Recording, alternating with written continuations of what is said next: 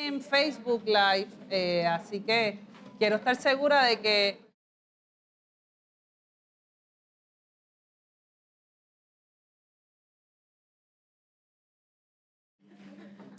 el compa que está apoyando técnico, ¿sí? Jorge López, ¿sí? Ok, perfecto. Bueno, pues bienvenidas, bienvenidos, bienvenides. Un placer y una súper contenta de que la sala esté llena de estudiantes y de colegas para esta charla que se titula, ¿verdad?, Decolonizando la salud, reflexiones desde la práctica comunitaria. Agradezco que nuestra querida Aurinés Torres Sánchez haya aceptado la invitación de estar en el recinto que para mí es el más bello de la Universidad de Puerto Rico. Hoy nos acompaña, y eso me emociona mucho, parte del equipo de Pixi, ¿verdad?, que es parte de quienes están auspiciando este proyecto. Está la trabajadora social, Yalitza Serrano, que está por aquí en algún sitio allá atrás. Está la doctora Rowena García Antorgiorgi en la parte de atrás, la psicóloga clínica y psicoanalista. Y están los asistentes de investigación que alcen la mano de la unidad de investigación, de la unidad de análisis. Bueno, para nosotras, ¿por qué es importante esta charla? Los lugares donde vive la gente cuentan a la hora de pensar en la salud y la enfermedad, de pensar en la vida y en la muerte. Si la comunidad donde viven hay una infraestructura fragilizada, donde las calles no están pavimentadas, donde no hay aceras para caminar, donde no hay alcantarillas para que el agua no se acumule, si la comunidad donde viven está en una zona inundable, si en la comunidad existen vertederos clandestinos que contaminan el agua y el suelo y generan un ambiente propicio para roedores, si las viviendas no son seguras ni higiénicas, donde la humedad y el hongo prevalecen, si en las viviendas los pozos sépticos están mal instalados y se desbordan con frecuencia, si en las comunidades no existe transporte público, si en las comunidades no existen espacios donde socializar más allá de las barras y las iglesias, si en las comunidades no hay centros comunitarios donde los problemas que les afectan se puedan dirimir, si en las comunidades lo más cercano para comer es un McDonald's o un Walmart, las poblaciones que viven en esas comunidades bajo esas condiciones definitivamente están más vulnerables a enfermarse. Esas poblaciones que viven bajo esas condiciones en su mayoría son cuerpos racializados, visiblemente negros, provenientes de otros lugares del Caribe.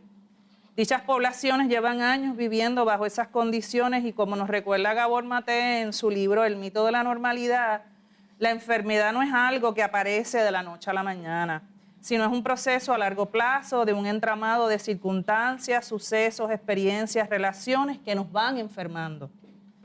Estas condiciones y circunstancias nuestros cuerpos las interpretan como amenaza y produce entonces respuestas fisiológicas inflamatorias en los distintos sistemas del cuerpo.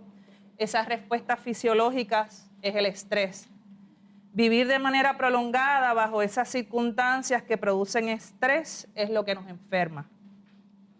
Estas poblaciones vulnerabilizadas con esa infraestructura fragilizada enfrentan el cambio climático, enfrentan y enfrentarán huracanes más fuertes, enfrentan y enfrentarán más olas de calor, han enfrentado y seguirán enfrentando estos cambios en los patrones climatológicos con un saber propio, con el conocimiento ganado por la experiencia que han tenido manejando emergencias anteriores, enfrentando Hugo, Ginny, Irene, Sandy, María, Fiona. Estas comunidades saben que el gobierno incumple con las leyes de protección ambiental y que no hay consecuencias para aquellos que incumplen impunemente la ley. Estas comunidades saben que la incapacidad del gobierno de integrar a sus decisiones las recomendaciones de la comunidad científica. Estas comunidades han vivido por años la indiferencia del gobierno a estas condiciones de vulnerabilidad creciente. Estas comunidades saben que estas condiciones de marginalidad y exclusión son el resultado del racismo y la colonialidad del poder. Por lo tanto, ante un gobierno mortífero, las comunidades han apostado y apuestan a preservar sus vidas. Las comunidades se cuidan, históricamente han gestado maneras informales de cuidarse, de atender sus necesidades, no solo en las emergencias. Entonces, ¿cómo apoyar esas formas de organizarse que tienen las comunidades para preservar su derecho a vivir dignamente? Por eso para nosotras es importante tener a Aurinés Torres aquí. Aurinés Torres es una educadora popular, educadora en salud pública y doctora en educación con más de 30 años de experiencias en programas de salud comunitaria con poblaciones vulnerabilizadas.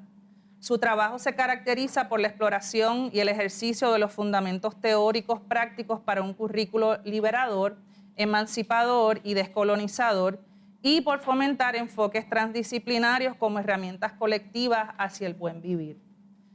Su práctica descolonizando la salud pública aspira a alcanzar una salud colectiva digna para todos, teniendo como guía la defensa de los derechos humanos y la justicia social. De sus diversos aportes se distingue la co-creación del primer modelo boricua de formación de promotoras de salud comunitaria, que utiliza la educación popular para fomentar el desarrollo y apoderamiento comunitario hacia una salud colectiva digna y decolonial. En el 2019 fundó Aula Comunitaria, la cual provee acompañamiento formativo en salud decolonial a personas y grupos que asumen liderazgo comunitario en el archipiélago de Puerto Rico. Aurinés ha dirigido cursos de salud pública, educación popular en salud, salud comunitaria, investigación, acción participativa y diseño curricular en la Universidad de Puerto Rico, recintos de ciencias médicas, Calle y Río Piedra. Y actualmente es presidenta de la Junta de Directores de la Colmena Cimarrón en Vieques e integrante del Fideicomiso para la Agroecología de Puerto Rico. Y también nos ha acompañado en el proyecto que tenemos de promotoras de salud comunitaria allá en el barrio de San Isidro. Así que, ¿verdad? Sin más preámbulo, le cedo la palabra a Aurinés.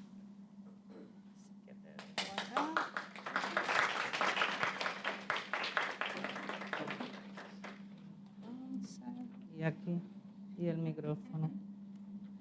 Hay un pase de micrófono aquí, así que nos damos unos segundos.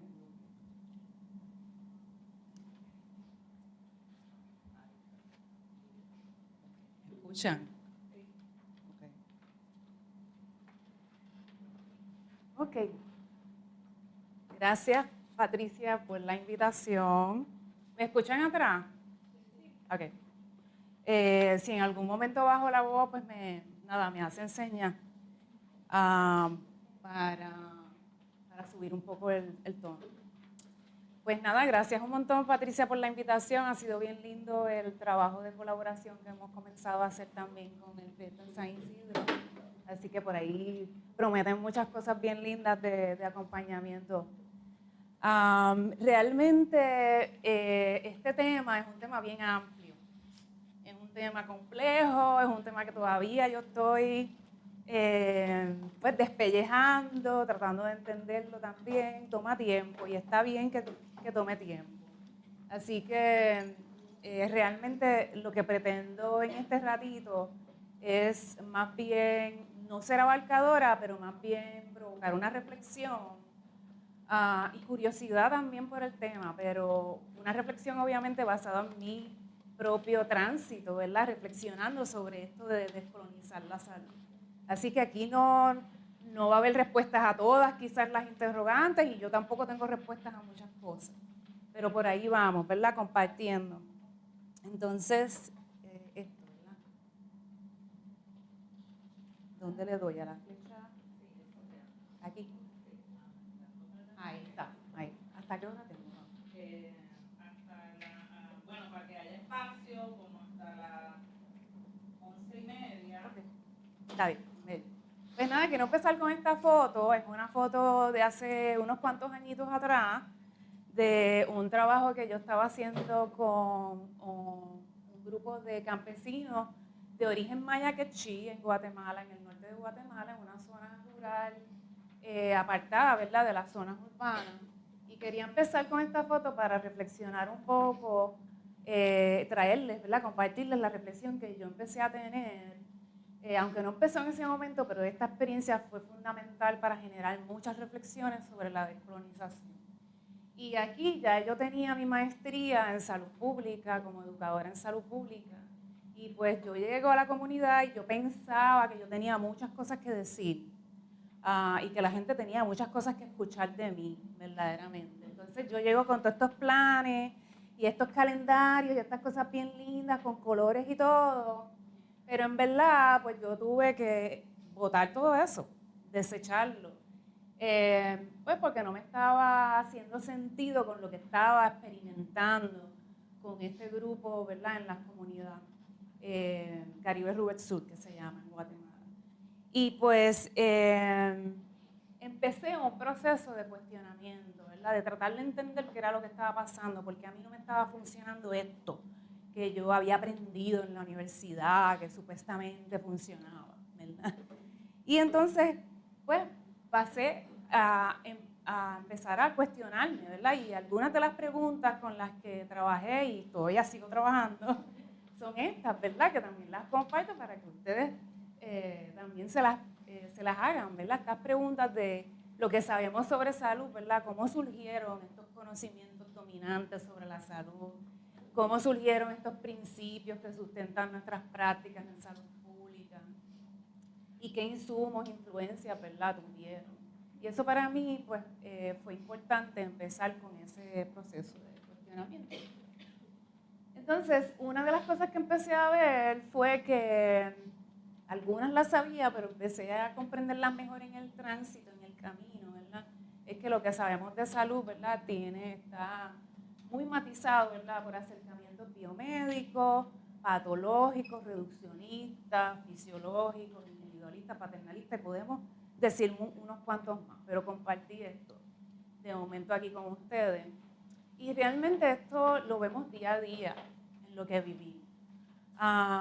¿Cómo lo vemos? Pues mira, una de las primeras cosas que vemos es que, o por lo menos para mí, desde mis ojos, a mí me parece muy interesante que la crisis de salud, ¿verdad? Cuando hablamos de crisis de salud en nuestro espacio, en nuestro archipiélago, se habla mucho o se insiste mucho en que hemos perdido médicos, ¿verdad? Y aunque eso es un problema muy serio, no es el problema principal o no es la crisis mayor, pero sí revela que nuestra percepción de lo que es salud está enfocada en lo médico y en lo clínico, ¿verdad?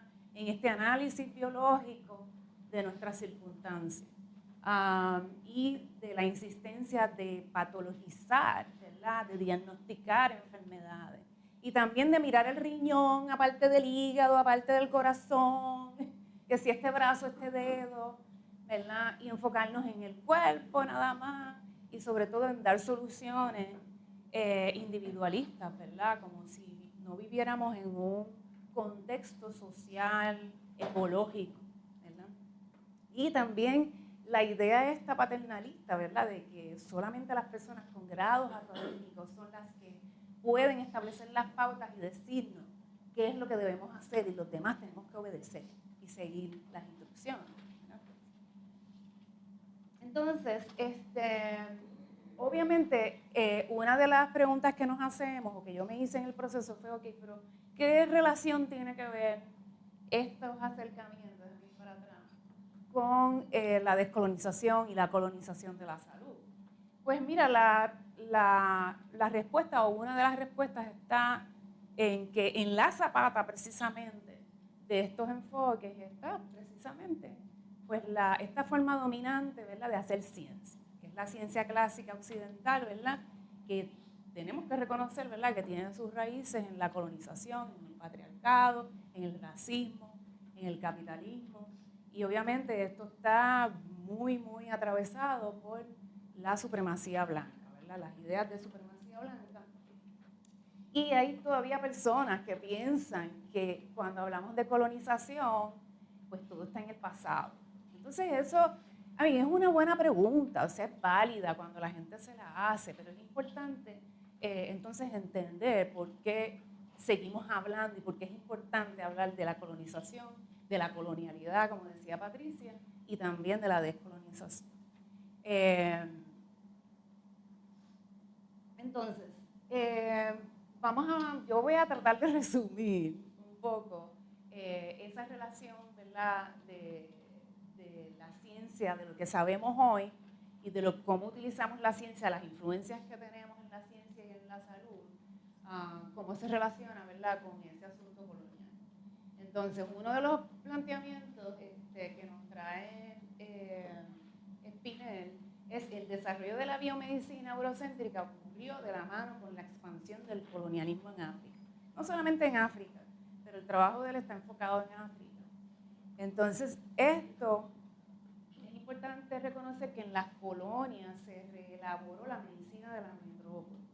Entonces, ¿qué es esto de que en las colonias se reelaboró la medicina de la metrópoli?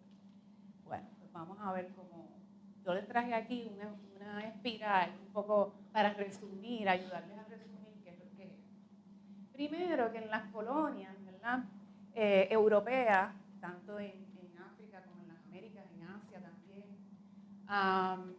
la medicina colonial que existió y se desarrolló, ¿verdad?, se hizo sobre todo a través de la experimentación en los cuerpos, ¿verdad?, de las personas esclavizadas, las personas indígenas, originarias, sobre todo con un fin también para justificar las diferencias. La información, los conocimientos, ¿verdad?, que se sustrajeron, ¿verdad?, de esas prácticas de experimentación regresaban a la metrópoli. La metrópoli, ¿verdad?, es la colonia. Europa, Inglaterra, Francia, Portugal, Estados Unidos. Y se incorporaron, en este caso sobre todo a nivel europeo, se incorporaron como prácticas del conocimiento médico universal. Así que se incorporaron y se normalizaron dentro de ese sistema de conocimientos de la misma metrópoli. Lo que quiere decir es que la misma medicina creada en Europa también tenía una base colonial, porque venía, ¿verdad?, con esas influencias de lo que se hacía en las colonias. ¿Okay? Entonces, de ahí también surge lo que se llama la necropolítica, ¿verdad?, que son todas estas prácticas y esfuerzos para civilizar, ¿verdad?, y justificar la necesidad de civilizar a las personas que vivían en las colonias. Así que eso fue fundamental en la administración de las colonias. ¿Okay? Así que la medicina colonial está en la Zapata, fue fundamental para administrar las colonias, ¿verdad? Porque a la forma en que se experimentaban, los conocimientos que se sustraían y se generaban, se convertían entonces eventualmente en política para controlar a las mismas poblaciones en las colonias. Entonces, eventualmente los conocimientos, ¿verdad?, las narrativas y las prácticas universales se integraron a las escuelas de medicina tropical, porque las escuelas de medicina tropical también fueron un desarrollo, ¿verdad?, y elementos de la colonia. Y se convirtió, ¿verdad?, en lo que es la medicina moderna hoy en día. Eso es como a manera de vuelo de pájaro. Por aquí les traigo una expresión, ¿verdad?, que dice: las primeras conexiones entre la práctica médica y los intereses imperiales comenzaron a partir de la necesidad de mantener vivos los ejércitos en las colonias europeas. Algo bien distintivo era que la medicina que se desarrollaba también en las colonias parecía como si estuviera generando información de enfermedades nuevas, pero en verdad eran enfermedades que ya existían o condiciones de vida que ya existían. Lo que pasa es que como también les estaba afectando a los ejércitos, entonces hubo un interés en apoyar el desarrollo de esa medicina para seguir investigando, pero para proteger también a los ejércitos. ¿Okay? Entonces, el rol de la psiquiatría fue fundamental aquí. Y es hasta nefasto, ¿verdad? Pero es importante hablarlo y reconocerlo. Y yo quiero hablar quizás de dos personajes muy particulares, Antoine Porot y John Colin Dixon.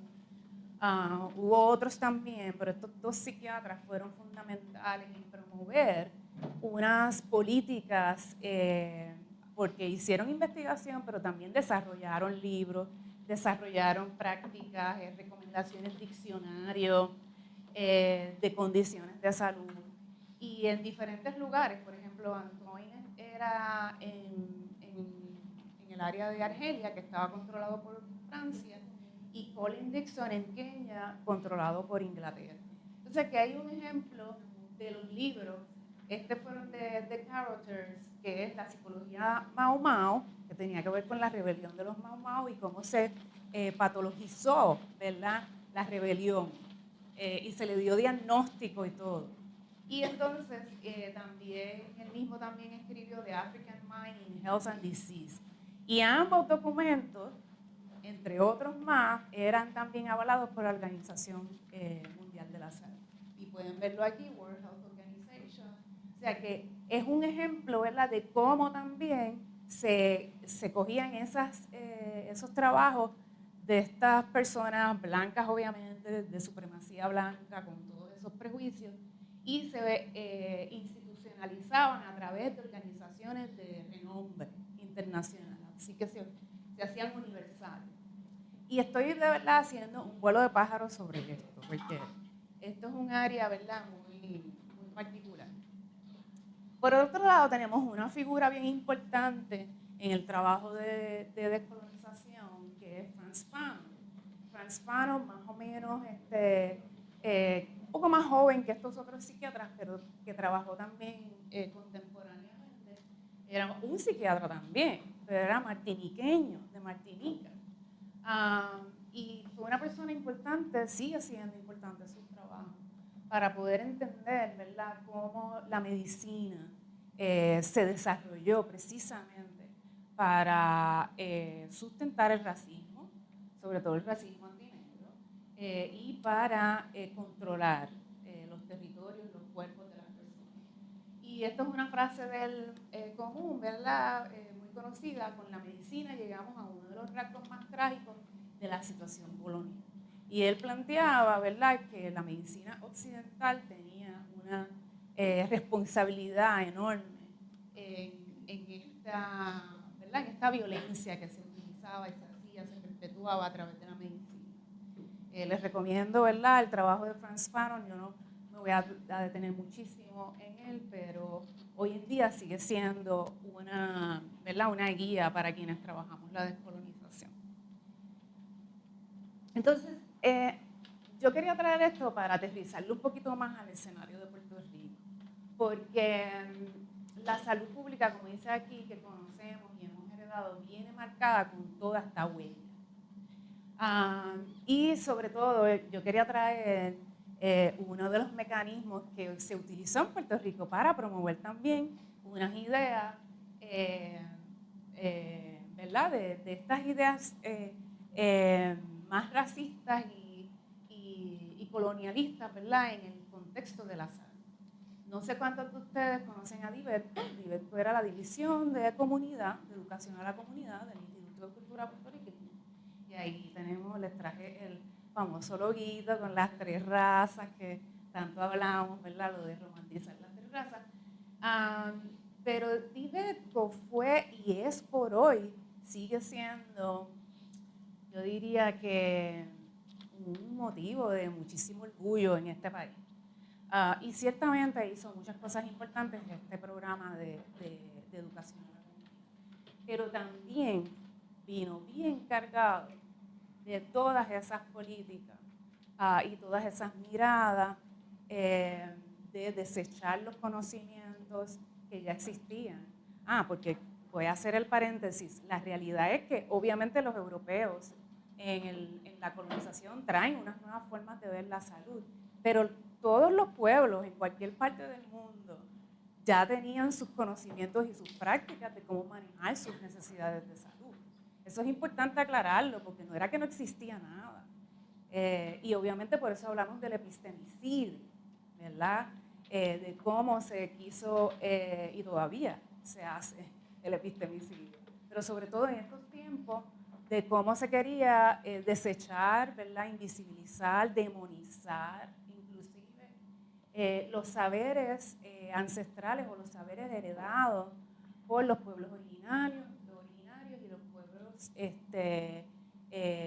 ¿verdad?, afrodescendientes que fueron esclavizados. Así que en DIVETCO hay a mí me encantaría invitarles a que busquen en YouTube dos de las películas, una es La Gota de Agua y la otra es Doña Julia. Es gratuito, en YouTube lo consiguen. Y hagan su propio análisis, ¿verdad? De qué es lo que se está promoviendo en estas películas de Diverco. Y van a encontrar que precisamente, a mí me marcó mucho más la de La Gota de Agua, de cómo realmente en el interés y la necesidad de procurar la sobrevivencia de la gente, ¿verdad? Para que no murieran por enfermedades infecciosas, había que llegar hasta el punto de demonizar a la gente que estaba utilizando plantas medicinales, remedios caseros, ¿verdad? Y lo van a ver en estas películas. Así que, y esto ocurre en la época del desarrollo económico auspiciado por los Estados Unidos, que eso fue también contemporáneo con la Guerra Fría en el siglo pasado. Esto fue los otros días, gente. Yo digo siglo pasado y parece que fue como que hace un montón de tiempo, pero en verdad esto no han pasado ni 100 años. Y obviamente eso va de la mano, ¿verdad?, con una influencia de los Estados Unidos, querer generar, ¿verdad?, sobre todo en los territorios de Abya Yala y las Américas, unas formas diferentes, ¿verdad?, de ver las cosas, sobre todo para evitar, ¿verdad?, que la gente se les rebele, para que se independicen, y el interés de mantener el control sobre los territorios, incluyendo los cuerpos de la gente como territorio. Entonces, hay otro ejemplo que quiero traer, probablemente es muy conocido por ustedes, ¿verdad?, porque esto se utiliza mucho en los salones de clase, inclusive hay un documental, ¿verdad?, La Operación, que si no lo han visto también se los recomiendo, también es gratuito en YouTube. Es la campaña masiva, ¿verdad?, de control de la población. Ese fue otro, ¿verdad?, de los ejemplos, también más o menos en la misma época que se dio lo de la Diverco, quizás por un periodo de tiempo más amplio, en donde la intención, ¿verdad?, de controlar a la población se dio a través de la esterilización forzada, sin consentimiento, y si se pedía permiso era al esposo, ¿verdad? También está el asunto de la campaña con las píldoras anticonceptivas que se probaron en Puerto Rico en unas altas dosis espantosas, con poca o ninguna educación hacia las mujeres sobre eso. Así que son dos, ¿verdad? De hecho, hay un tercer ejemplo que no lo traje aquí, pero no quiero que se me pase, y es el caso de la homosexualidad, de cómo la homosexualidad se convirtió, ¿verdad?, en un diagnóstico problemático de salud mental y formó parte de la guía de enfermedades o condiciones de salud mental, el DSM, y no fue sacado de esa guía hasta el 1986, y de hecho la Organización Mundial de la Salud no sacó de su lista de enfermedades a la homosexualidad, creo que fue en 1990 o 92, por ahí. Y entonces podemos seguir encontrando ejemplos, pero obviamente todas estas cosas pasan desapercibidas, quizás esta porque ha tenido más notoriedad y se ha hablado mucho más de esto, pero hay muchas otras bien pequeñitas, ¿verdad?, que pasan desapercibidas a propósito en muchas ocasiones, ¿verdad?, porque ignoramos que estas cosas pues han sucedido y siguen pasando. Entonces, la profesora, ¿verdad?, al principio habló de colonialidad. Hoy en día hablamos de colonialidad para referirnos a cómo se continúan, ¿verdad?, con las ideas y las prácticas y los principios coloniales, ¿verdad?, generados durante la colonización, pero que se siguen generando, ¿verdad?, de otras formas, a través de otros medios.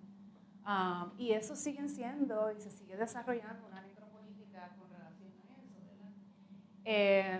Y como dice aquí, generados durante la colonización como la necropolítica, el racismo, el patriarcado y el rechazo a lo diferente, ¿verdad?, que son validadas, ¿verdad?, entre comillas, por la ciencia de los blancos europeos y estadounidenses.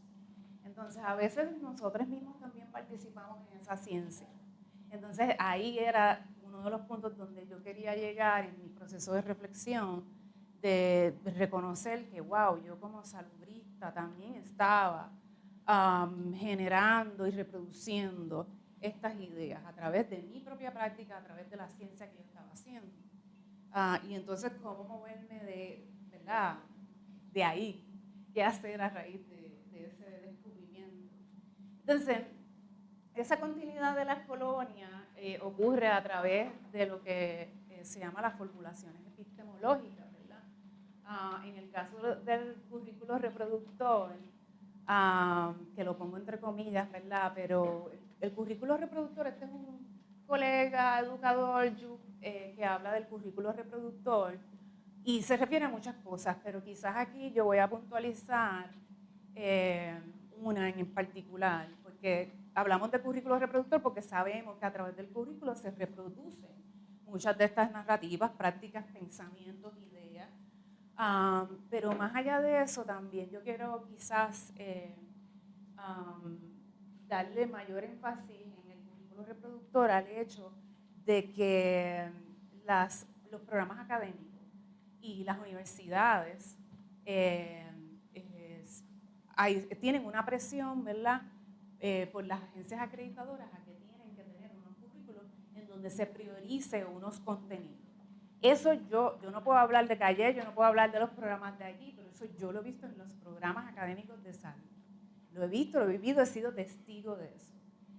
De cómo las agencias acreditadoras dicen esto es importante y obviamente los programas académicos en su necesidad de tener las acreditaciones y también tener unos presupuestos fatales, ¿verdad? Y como estamos viviendo también en la UPR con estos presupuestos, ¿verdad?, violentos, pues también se da esa realidad y esa condición, ¿verdad?, de que los programas académicos entonces se ven obligados, entre comillas, a seguir las pautas de esas agencias acreditadoras. Por otro lado, también están las reformas educativas, y esto es un mundo inmenso en el área de reformas educativas. Yo quisiera quizás más bien concentrarme o traer lo que para mí ha sido más significativo, porque me ha tocado de cerca, y han sido las reformas educativas relacionadas a los currículos. Es un área en la cual yo trabajo, el desarrollo de los currículos. Y es bien interesante ver la insistencia que hay y el aumento en el interés de que se certifique ahora a todo el mundo. Todo el mundo tiene que estar certificado para hacer lo que tiene que hacer. O sea, de momento para el que entra a un programa académico, pues ya tiene su grado académico. Pero yo que trabajo en comunidad, ¿verdad? Y en donde coincide, ¿verdad?, la academia con la comunidad, en mi trabajo también, pues veo mucho eso, esa insistencia de que no, vamos a certificar. O si ya tú tienes un grado académico, regresa a la universidad y te certificamos. Y esta idea de que quien certifica tiene que ser la academia que está acreditada. Porque todo lo demás tú puedes certificar, pero eso no es válido. Entonces, eso para mí ha sido bien, me ha llamado mucho la atención, lo encuentro también bien violento, ¿verdad? Y para mí es una forma de epistemicidio moderno. Porque la gente también tiene unos conocimientos y crea conocimiento en sus espacios comunitarios, en sus espacios de trabajo diario. Y de momento, lo digo porque he tenido personas que me dicen, es que me dijeron que como no estoy certificada por la UPR, pues entonces no me pueden dar el trabajo, no puedo hacer esto. Y eso es violencia, en verdad. Entonces, dentro de las reformas también están las reformas económicas y, por supuesto, les traje aquí, ¿verdad?, una fotito de una de las promociones de la Ley 60. Yo creo que ahí yo no necesito entrar mucho en eso porque eso lo vivimos día a día y se habla muchísimo. Pero esta también es otra forma de colonialidad, ¿verdad?, de cómo las reformas económicas también están fundamentadas, ¿verdad?, en esta idea de que es otra gente la que vale. En este caso, la Ley 60, sabemos que los que vienen de afuera pues tienen, ¿verdad?, tienen unos incentivos económicos que nosotros aquí no tenemos, y aparte de eso, pues ellos sí pueden obtener las tierras y las viviendas, pero nosotros no. Así que se crea, ¿verdad? Se sigue reproduciendo esa idea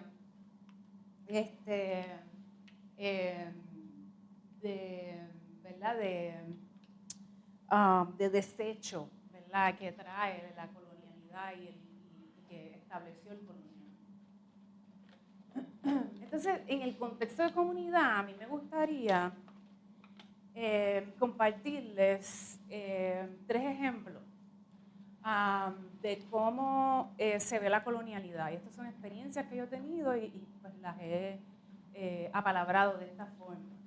Una de las experiencias de colonialidad es, en comunidad, el rechazo a los saberes comunitarios y, como había mencionado anteriormente, reconocer como únicamente legítimos los conocimientos que provienen de la academia. Entonces, eso se le conoce como la colonialidad, o es un ejemplo de colonialidad del saber, ¿verdad? Y esto es bien común, ¿verdad?, en las comunidades, y el ejemplo que les di ahorita pues, también aporta a eso. Esta es otra, la exclusión de las personas y los residentes de las comunidades más empobrecidas. Entre esas personas están las mujeres, las comunidades LGBT, las personas negras, personas con diversidad funcional, personas campesinas o que viven en zonas rurales, etc.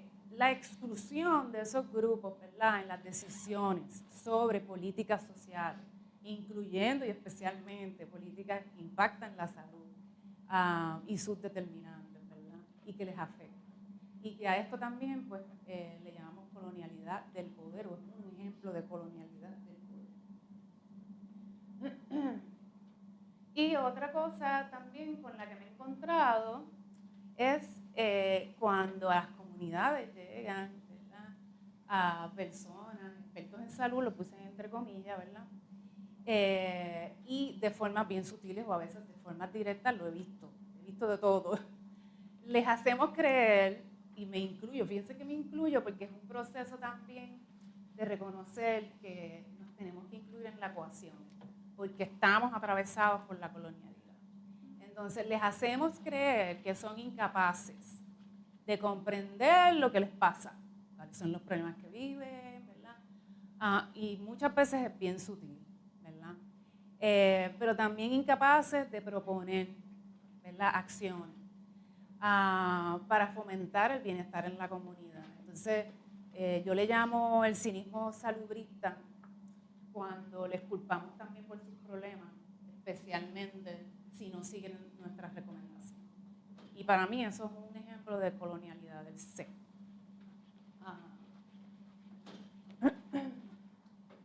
Entonces, en salud pública hablamos de que como campo de estudio, ¿verdad?, y de práctica, debemos estar proponiendo acciones para eliminar las desigualdades sociales, porque las desigualdades sociales provocan problemas de salud. Pero para esto tiene que haber un cambio en las dinámicas de poder. Entonces, la gran pregunta, y las dinámicas de poder las podemos definir de diferentes formas, hay muchos ejemplos, y muchos niveles o posiciones de dinámicas de poder.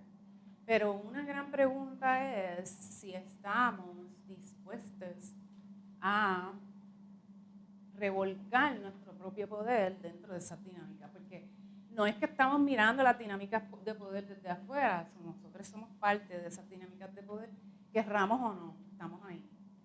Así que una gran pregunta es esa, o sea, cuán dispuestos estamos a menear esa olla, ¿verdad?, y a retar esas dinámicas de poder.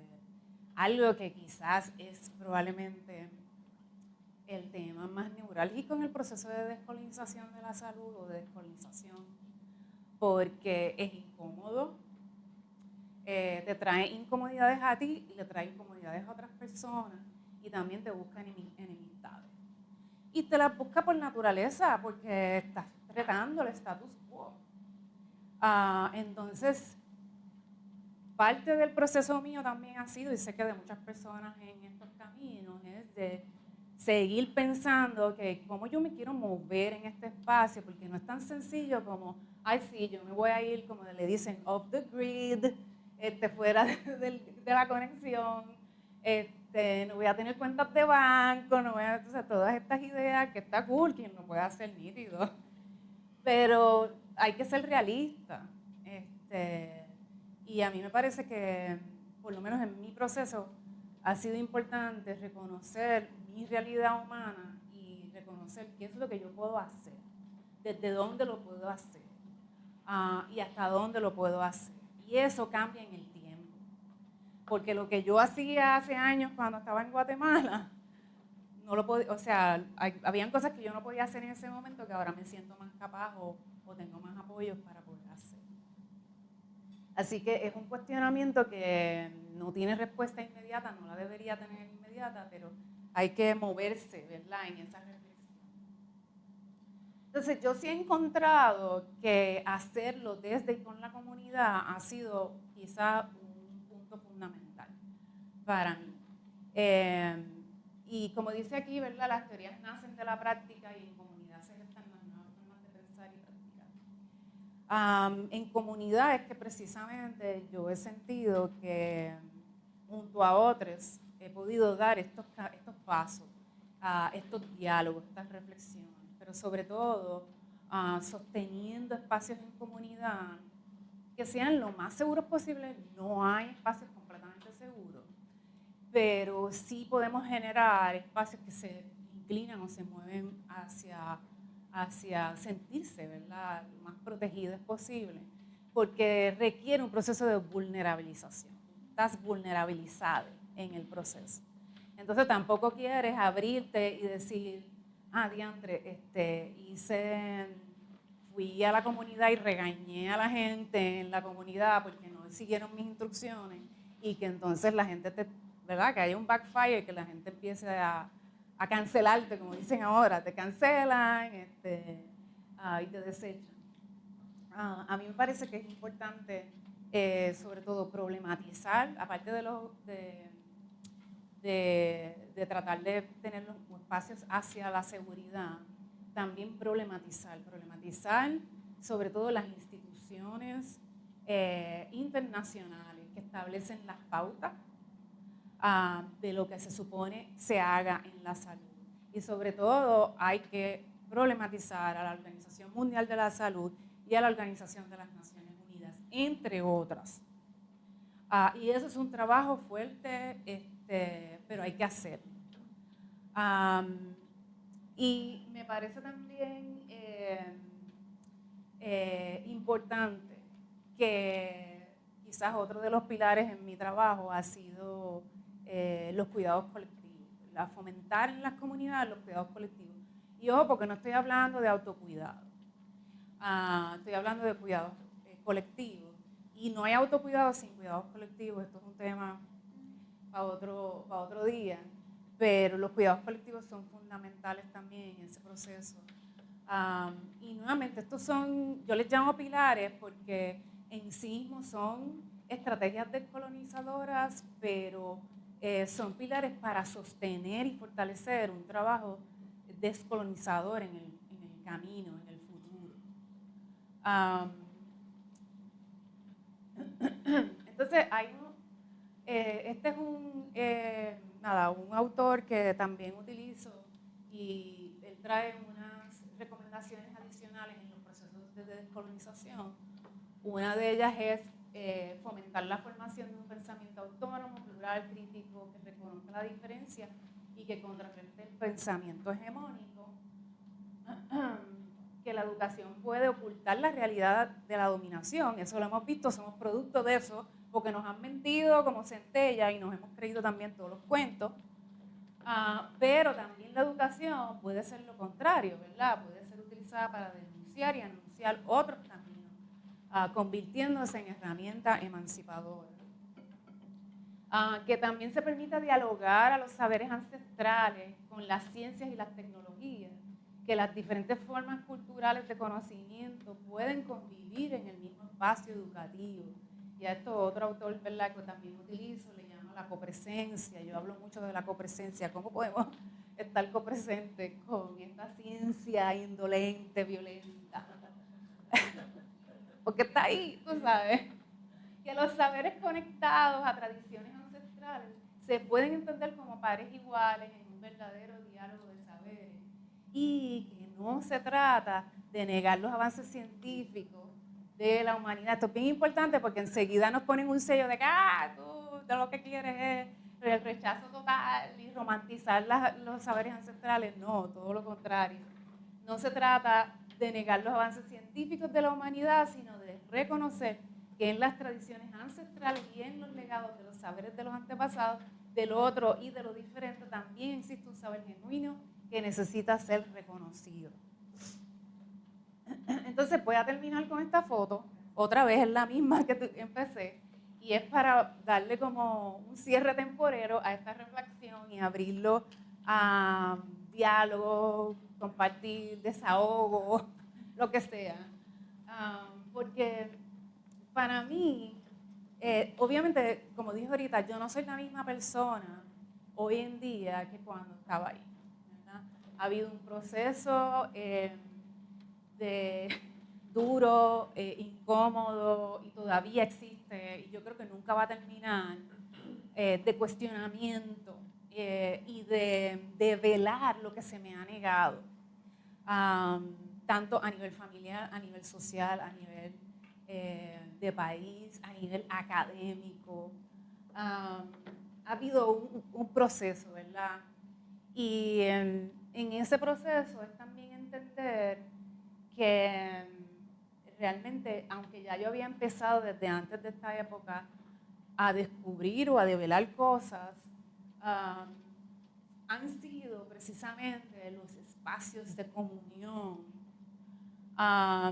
los que me han permitido pues, despellejarme quizás con una mayor intención liberadora y emancipadora de mi propio ser y reconocer que descolonizar la salud, esa soy yo, esto es lo que yo he descubierto para mí y lo comparto hoy, que descolonizar la salud tiene que ver con descolonizarme. Entonces, no es que una empiece primero y ay, yo tengo que descolonizarme para... No, no. Es que las dos ocurren simultáneamente y yo no las puedo dibujar. Es un proceso, ¿verdad?, que ocurre por ahí y se mueve de diferentes formas y puede ser caótico como parte de su naturaleza. Pero que yo no puedo descolonizar la salud y hablar de todos estos temas si no me incluyo en la ecuación. Entonces, si no nos incluimos en la ecuación y estamos diciendo que vamos a descolonizar, pues en verdad no estamos descolonizando, pero también estamos haciendo daño. Porque estamos generando una idea errónea de lo que es la descolonización y su valor. Así que para mí eso es salud. Y de hecho en aula comunitaria nosotros hemos tenido la oportunidad de redefinir lo que es salud para nosotros, ¿verdad? Porque de hecho cogimos la definición de la Organización Mundial de la Salud, primero la descuartizamos, la cambiamos, después decidimos, no, eso hay que botarla por completo. Y no quiere decir que no la uso, no la usamos, ¿no? Sí, claro que la usamos, pero la usamos ahora para precisamente generar unos diálogos reflexivos en torno, ¿verdad?, a cómo se nos ha impuesto una idea de lo que es salud. Y cómo esas ideas perpetúan precisamente unos principios de desecho, ¿verdad?, unos principios de supremacía blanca que todavía existen hoy, ¿verdad? Y por eso seguimos teniendo genocidios, como el genocidio de Palestina, o sea, hello. Y tenemos muchísimas otras violencias, ¿verdad?, que se dan en diferentes partes del planeta, pero también en nuestro contexto en el archipiélago. Así que, nada, termino con eso y me gustaría abrirlo a comentarios, preguntas. No sé. Agua.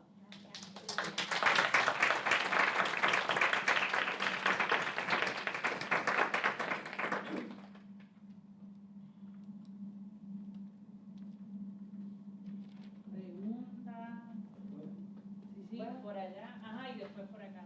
A mí me gustaría hacer un comentario. Se pueden abrir, ajá, él me dijo que habláramos en voz alta para que se escuchara allá. Ahí. Hola, Gauri. Hola. Hola a todo el mundo. Patricia, tú me puedes abrir. Así he estado escuchando muchos temas sobre la decolonialidad. El sociólogo Ramón Graf Vogel también tiene muchos podcasts que he escuchado hasta ahora y me ha alimentado también de sus posturas, y otras personas más como Micaela Druyard, es dominicana y vive en México. Nada, hablo de esto para que sepan más o menos los referentes que tengo, y viendo la presentación y lo que estaba hablando, la tecnología obviamente viene de esa colonialidad, de ese colonizador, y es extractivista, porque de eso se nutre también la colonialidad y el colonizador y todo. Y hay una frase que él menciona, Ramón Graf Vogel, que dice que la ciencia sin espiritualidad no tiene límites. Y es algo que pues se los menciono para que lo tengan en consideración, porque al ver la presentación y ver la salud, que la salud es una ciencia, porque se ha estudiado así desde que lo impusieron también, etcétera, etcétera. Teniendo en cuenta que la espiritualidad no solamente la religión como la conocemos, que es el catolicismo o la cristiandad, mejor dicho, sino que tiene diferentes raíces, que las diferentes etnias como se clasifican ahora tienen diferentes expresiones de espiritualidad, y que a través de la espiritualidad también nacieron las matemáticas, etcétera, en este caso de los musulmanes, que eventualmente son extraídas de Europa para eventualmente llevarlas al mundo. Entonces, pues nada, como que la decolonialidad entiendo también que viene de ese conocimiento que hemos perdido y que es lo que nos han impuesto, y que por eso estudiamos en la academia. Y otro pensamiento que tuve cuando yo empecé a estudiar fue qué egoísta es estudiar. O sea, porque no es en comunidad. Uno se sienta frente a una presentación, empieza a escuchar los profesores y profesoras, y eventualmente imponemos lo que se nos dijo en el aula o en el salón. Y nada, solamente quería mencionar eso. Muchas gracias. Gracias. Sí, me hiciste recordar a Iván Illich y también la forma en que se ha construido la educación. De hecho, hay un documental, se me olvida ahora el nombre, un documental precisamente sobre cómo se desarrolló los sistemas, cómo se desarrolló el sistema hegemónico de educación, ¿verdad? Si alguien sabe qué documental y se acuerda el nombre, pues me deja saber, porque ahora se me fue de la mente. Pero sí, ciertamente hay muchas cosas ahí también relacionadas. Hay muchos autores, ¿verdad?, trabajando el tema también. Yo creo que es importante exponernos a esos autores, sobre todo si son del sur global, mejor todavía. Pero también, qué bueno que mencionaste lo de los podcasts, porque me parece que ha sido quizás uno de los medios a través de los cuales comunidades, poblaciones originarias, sobre todo en el sur global, han podido entonces dar a conocer sus propias prácticas y sus propios conocimientos, ¿verdad? Porque precisamente no tienen el acceso a poder escribir artículos o ¿verdad?, publicaciones o dineros grandes para hacer proyectos inmensos. Y hay una serie de podcasts muy buenos. De hecho, me viene a la mente ahora el de Radio Sabia, que lo pueden buscar. Radio Sabia son unas compañeras y compañeros del sur que están haciendo un trabajo bien lindo con unos episodios relacionados a la colonialidad. Creo que el compañero. Bueno, sí, ya. Gracias, mi nombre es José Torres. Soy empleado de la universidad por más de 40 años. Fui presidente de la hermandad y pues nada, estaba por ahí haciendo mi lucha en la universidad. Hay asuntos sumamente interesantes, la felicito. Qué lástima que el tiempo pues era límite. Pero ciertamente lo que usted está trayendo aquí es un asunto que nos tiene que intrigar a todos, y tenemos que buscar más buscar los referentes necesarios para atender asuntos que ustedes a bien traen. Decía Fran Fanón, ¿verdad?, los condenados de la tierra, que la colonia, la verdad, pasa como mentira, la mentira pasa como verdad. Nos quitan la verdad de las narices y nos plantan una mentira y la creemos como si tal. Y un poco hablando de los podcasts también, de los podcasts, eso es este dispositivo que nos envían mentiras por ahí y cómo las creemos muchas veces, ¿verdad? Pero bueno, esto, mire, con relación a asuntos así, comentarios que puedo hacer, el asunto de las acreditaciones, y no lo digo porque me lo dijeron, sino porque me consta. O sea, en la Universidad de Puerto Rico, ha habido profesores expulsados porque no tienen doctorado. Y nos hemos tenido dando clases. Bayamón, aquí en Calle, hay un espécimen por ahí también, o hubo, mejor dicho, de esa naturaleza. Y aunque yo coincido con ustedes desde el punto de vista de la acreditación, no es menos cierto que algún control hay que tener sobre eso porque por las cosas que se han pasado. O sea, porque cuando usted hace unos estudios, pues mire que se valida, porque usted mire, lo sudó. ¿Verdad? Entonces, por otro lado, puedo señalar el asunto de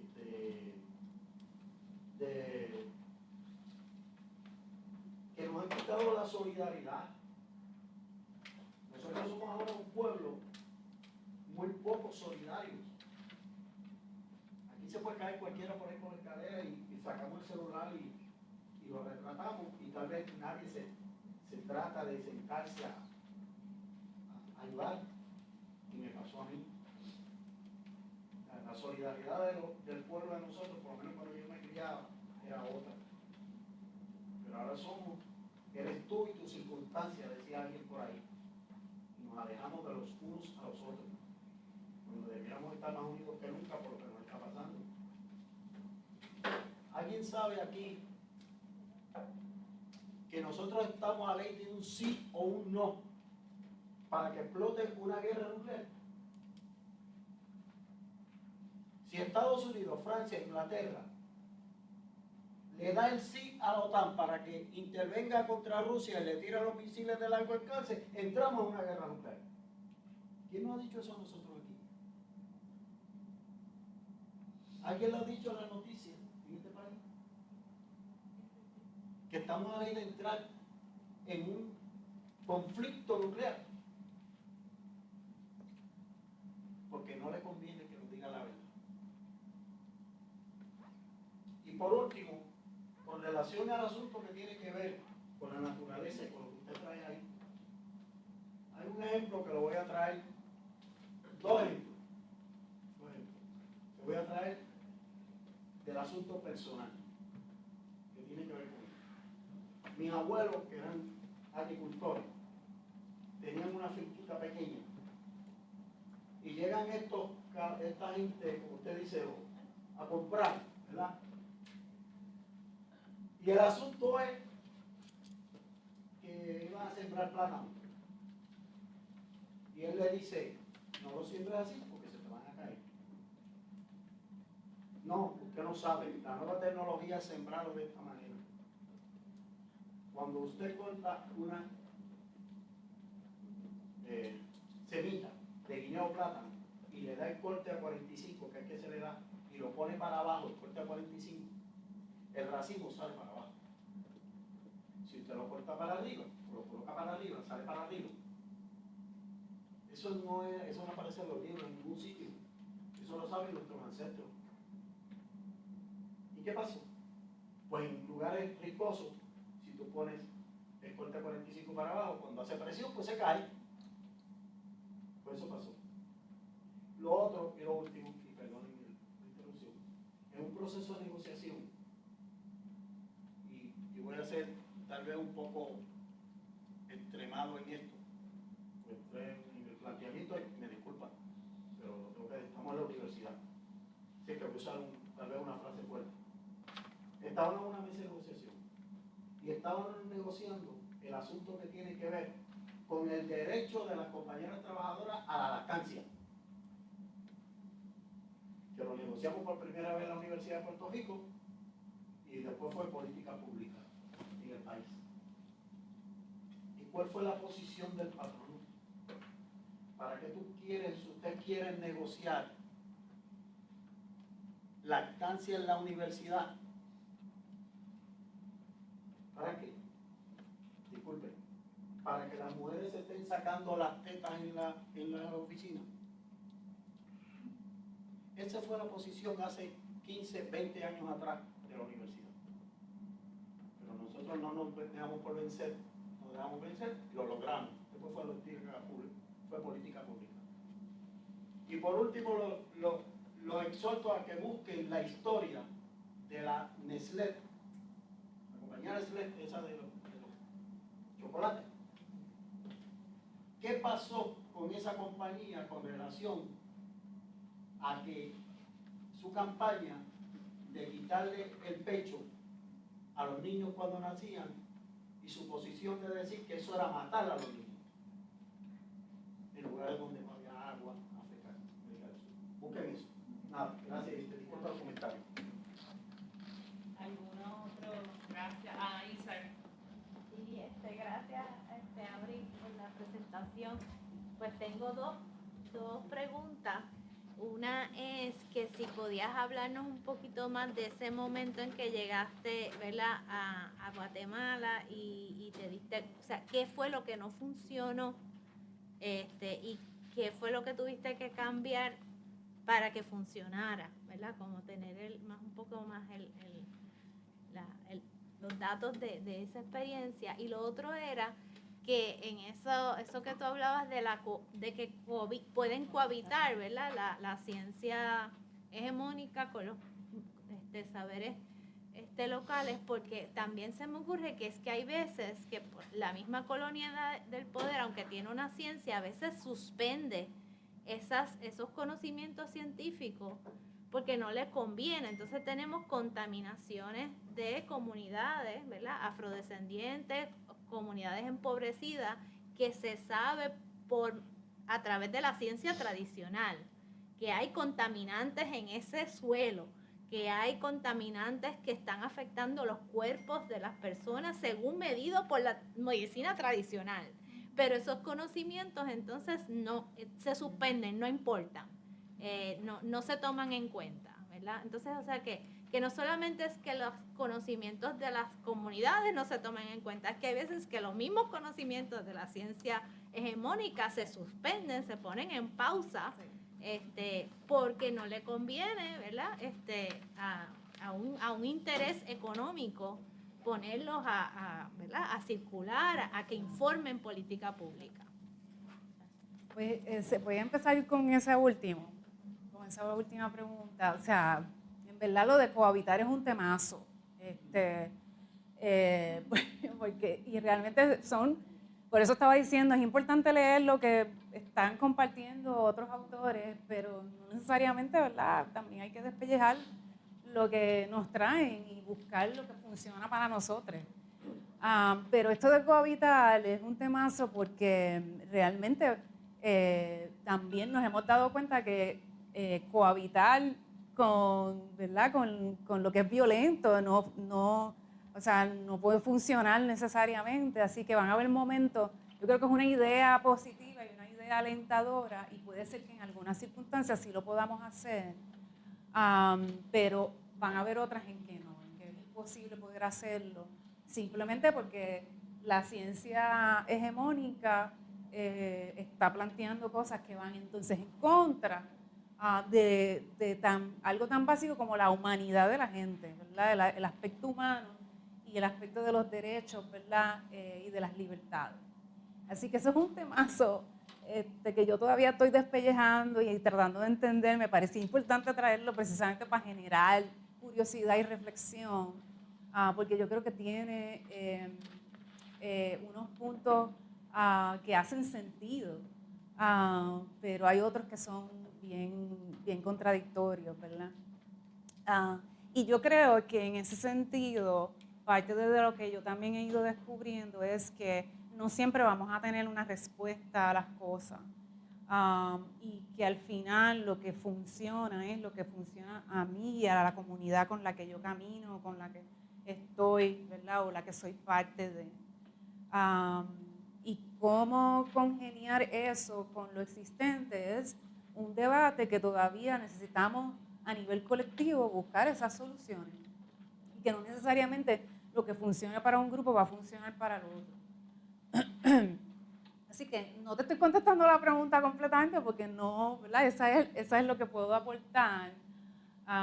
Pero sé exactamente de lo que estás trayendo con ese ejemplo porque lo he vivido también y ha habido momentos en donde es imposible, ¿verdad?, hacer esa cohabitación.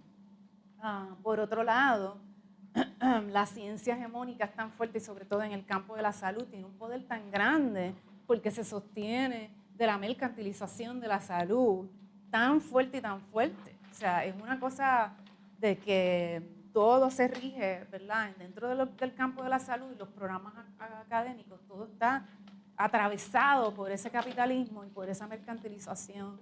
Las decisiones se hacen inclusive en base a eso.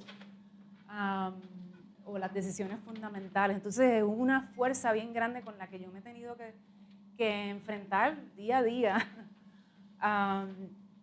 Que realmente para mí lo que ha funcionado es buscar esas soluciones poco a poco, ver qué es lo que funciona y crear las cosas propias. Eso es otro de los elementos de la descolonización, rescatar lo propio, lo que es nuestro, y co-crear junto a otras personas lo que es nuestro es fundamental. Entonces, sobre lo de que hablaste de Guatemala, mira, ¿qué fue lo que me encontré? ¿Qué fue lo que no funcionó? Mi paternalismo. O sea, yo venía con la idea de rescatar a la gente. Eso es verdad. Y los programas académicos son expertos en hacernos pensar y nos convencen de que eso es lo que nosotros somos. Entonces, vamos a rescatar a la gente. Y estos pobrecitos campesinos rurales que no saben nada. No era que yo pensaba eso, pero estaba ahí, esa semillita estaba ahí. Y yo siento que eso fue el principal choque, porque ellos se resistieron. Entonces, no me dijeron no en la cara, pero realmente yo no estaba trabajando con lo que era pertinente para ella. Así que yo tuve que soltar todas mis expectativas. Y fue un proceso entonces de comenzar a entender qué era lo que había producido, no solamente el programa académico en salud, también la sociedad colonial en que vivimos, ¿verdad? Esos valores religiosos, familiares, heredados. Yo vengo, por ejemplo, de una gran herencia de mestizaje bien fuerte, de esconder mi afrodescendencia y no... O sea, ha sido un proceso de realmente despellejar, de coger los pellejitos y decir, espérate, y aún los que más duelen y que son más incómodos, y todavía estoy en ese proceso. Así que yo te diría que empezó por ahí. Ajá. Gracias, Dori, porque abrirte a la vulnerabilidad y compartirla para realmente hacernos reflexionar a cada una también. Me parece un ejercicio bien poderoso el tenerlo ahí presente continuamente. También trae la importancia de ver las políticas públicas ya a nivel estructural y cómo esto interfiere en nuestras vidas. Y hablas de la OPS, por ejemplo. Mi pregunta es, ¿hay grietas ahí desde las cuales uno puede vincular, pues, han identificado grietas o cuáles son las grietas desde el trabajo comunitario con esas políticas y de alguna forma hay oportunidad ahí? Qué bueno que me traes esa pregunta porque también la voy a atar a lo que trajo el compañero con relación a lo de la solidaridad, y es que reconozco un montón, ¿verdad?, lo que usted dice, pero a nivel comunitario el trabajo de apoyo mutuo y solidaridad yo siento que ha sido todo lo contrario, ha ido en un aumento y un entendimiento de la importancia de sostenernos, del valor que tiene sostenernos, apoyarnos y buscar maneras para desarrollar esa solidaridad. reconozco, ¿verdad?, que pueden existir esos otros espacios donde no exista o esté ausente, pero a nivel comunitario mi experiencia ha sido, eso es lo que a mí me recarga. O sea, en mis momentos más bajos, de desesperanza total, o sea, unirme en colectivo, aunque sea para discutir los problemas que nos están, las crisis que tenemos, eso a mí me recarga. Definitivamente hay una grieta y hay un trabajo bien poderoso que se está dando. Por ejemplo, a nivel de las personas campesinas en Puerto Rico, de las zonas rurales, se está dando un proceso bien importante que, ¿verdad?, uno como que lo ve desarrollándose. Yo creo que siempre ha estado ahí, pero ha cogido un auge bien importante, sobre todo desde el campesinado y las personas que cuidan la tierra. Y bueno, proyectos que obviamente en comunidad se están dando en esos encuentros, ¿verdad?, de cómo podemos aliarnos, cómo podemos encontrar fuerzas juntos y juntas. Yo veo, sí, muchas grietas y muchas oportunidades.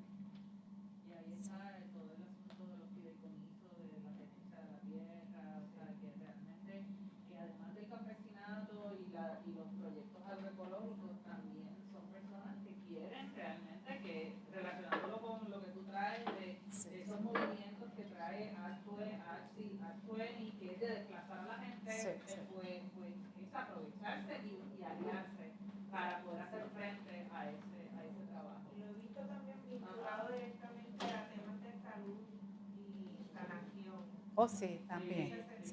Sí, hay mucho de justicia sanadora. Hay unos trabajos bien importantes que se están dando y hay unos grupos que a pequeña escala están haciendo un montón de cosas con poco presupuesto y poco apoyo, pero hemos encontrado que aliándonos pues puede ser bien significativo. Y me gustaría quizás por último decir que si algo está bien atado a las cosmovisiones ancestrales es el pensar en el futuro. Porque en el capitalismo y en la colonia nos hacen pensar en lo inmediato, ¿verdad? Y quiero dejarlos con esto porque pensar en el futuro, ¿verdad?, porque estamos hablando de grietas, de oportunidades, y rápido pienso, es posible, porque a cada rato lo digo, es posible que yo no vea cosas. Yo tengo 55 años, todavía soy joven, pero puede ser que algunos cambios yo no los vea, que les va a tocar a otras generaciones verlos. Pero es importante también pensar que lo que estamos haciendo tiene que tener también una intención, ¿verdad?, de dejar una semilla, un legado, y que los que vengan atrás hagan lo que puedan con eso. Y si lo tienen que cambiar, lo cambian, como nosotros hemos hecho con lo que nos han dejado. Pero pensar en el futuro y en las generaciones futuras también es importante en los procesos de descolonización. Bueno, pues muchas gracias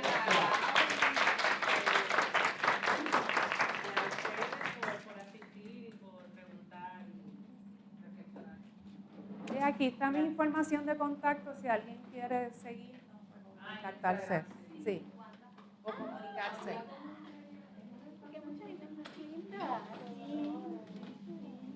No, es de comunidad. No, es de ciencia física.